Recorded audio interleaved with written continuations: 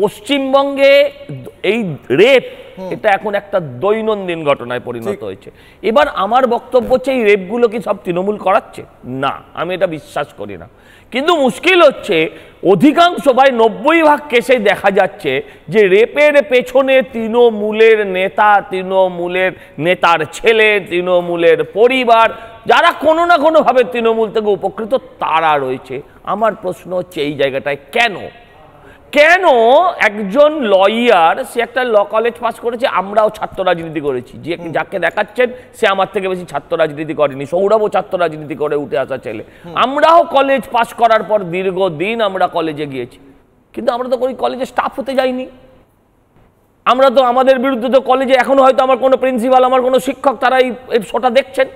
আমরা আমরা মারামারিতে জড়িয়ে পড়েছি বারবার অন্য রাজনৈতিক দলের সঙ্গে। কোনোভাবে তো টাকা পয়সার কথা আসেনি, মহিলা সংক্রান্ত কথা আসেনি, কারণ এগুলো তখন আমাদের কালচারে ছিল না, যেটা এখন আমাদের কালচারে এই সরকার এসে ঢুকিয়ে দিয়েছে।